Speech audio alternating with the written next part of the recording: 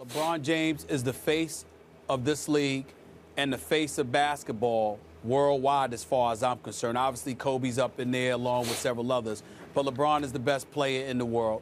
I happen to know that he would be an incredible leader in my estimation because it's one thing, you know, you're the owners and you're sitting across from the table from the best player in the game who's now a champion, who dedicates himself to excellence the way that he does, who cares a lot about the players on a very, very personal level and obviously their interest. And more importantly, who has very little to gain by it because he has his money, he has his wealth, he has his fame, he has his celebrity. So he doesn't need to do this. If he were doing it, it would be for all the right reasons. And that's because he would be caring about the best interests of the players, not just current players, but moving forward as well. He would have the assistance of one of the ultimate basketball ambassadors, as far as I'm concerned, in Chris Paul. I don't know whether Chris Paul wants the presidency or not. I haven't spoken to him about it. I know at one time he was in line for it, but I'm being told that obviously he would be in support of LeBron James as well. Remember, they're incredibly tight with one another. Chris Paul is the godfather of one of his children, so there's no doubt about that on that level. So I think it would be an incredible thing, but you also have to keep in mind that you're also going to need that cachet, that leadership in light of some of the things that transpire. Remember, Skip, that Derek Fisher, the now former president of the NBPA, this is a guy that obviously is at odds with former executive director Billy Hunter. They need to resolve that, by the way, because it's not good for anybody for them to have friction with one another. And I'm being told that Derek Fisher is in support of you know, sort of reaching an agreement, some kind of accord with Billy Hunter, assuming they're willing to talk to one another. But the point that I bring that up about is that you can't have that kind of stuff. And it's real easy to get into a fight with a Derek Fisher, who is a role player and now a journeyman in the NBA, as opposed to LeBron James, the best player in the world, who has the support of a large body of players out there. You're also going to have 5 individuals, Skip, that are now vying for the executive director's position of the Players Association. And I'll announce it right here on television. I can tell you who those 5 dudes are. One of them, obviously, you've got Isaiah Thomas. He would like to be the executive director of the Players Association, and I think that's a viable. Option.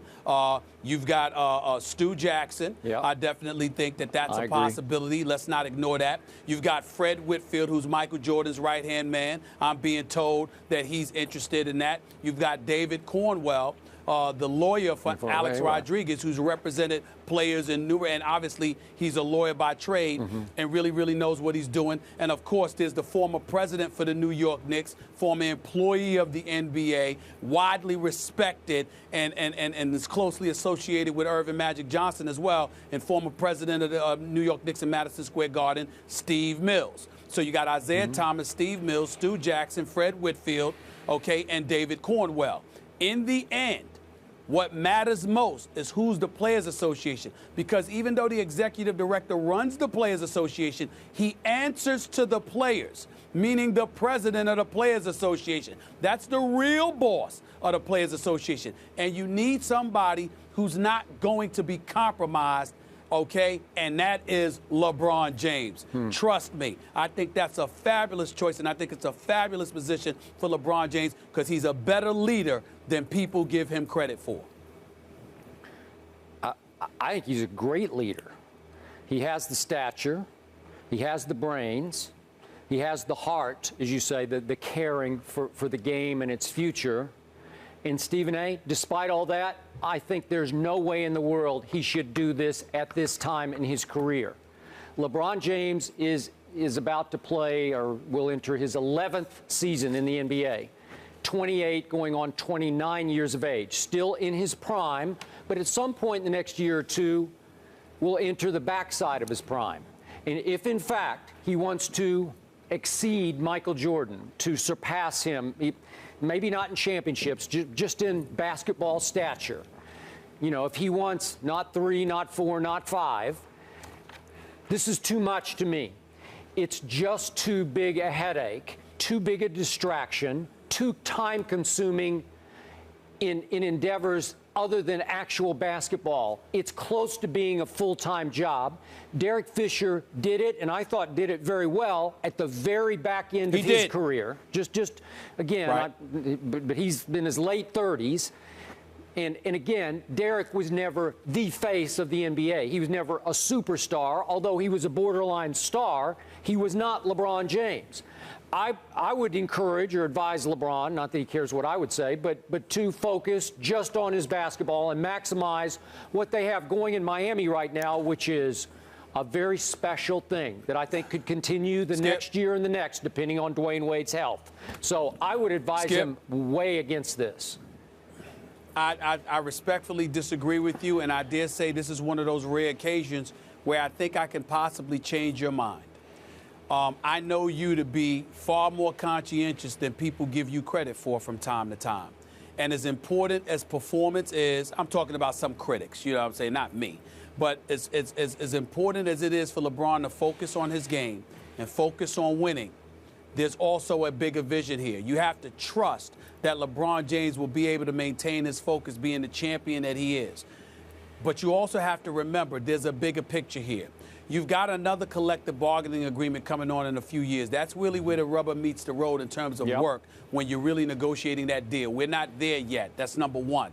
Number two, he can galvanize players around him and get them to see the light. He's not just an incredible athlete, but he's an incredible businessman whose heart is in the right place. LRMR, LeBron, Randy, Maverick, Rich, his crew, what he tries to do for them is what he would also try to do for players, elevating the level of consciousness and responsibility that they have not just to themselves, but to society as a whole in terms of how they carry themselves, how they conduct themselves, and what they should be thinking about. If we're going to sit here and continuously lament the state of affairs as it pertains to professional athletes, thinking just about the game, not preparing themselves for beyond the game, what better to resolve that issue than having a champion and a great player like him who's in that kind of leadership position where he can literally showcase and display how you should go about doing X, Y, and Z to facilitate a better future for all of those who paid their dues by playing in the league and uplifting it. This is what we want from our young athletes. We want them to have the kind of consciousness where they are educating themselves and elevating themselves beyond the game so they understand what responsibility that they have while they're playing the game.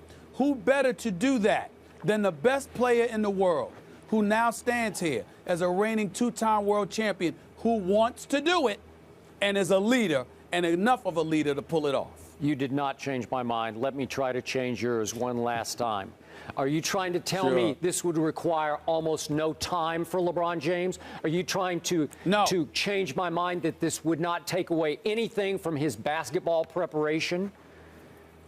I'm saying to you, not at this juncture. It usually the rubber hits the road right when they're going to negotiate collective bargaining talks. There are issues. There are always issues. And even if he shared leadership with Chris Paul, Stephen A., the buck has to stop somewhere, and it would stop on LeBron's desk. And day after day, he would get a phone call. LeBron, what should we do about this? Well, let me think about it. But Skip, that happens now. That happens now. When Derek Fisher was running the Players Association as president, who do you think support? Well, Billy Hunter as the executive director. Okay. Who do they call? The stars are always called upon anyway. Yeah. They're always called upon anyway. It doesn't make a difference. You might as well be in a position of power. LeBron's interest right now is according to a source. We'll see if LeBron comes out and responds to He's this interested. report. He's very interested.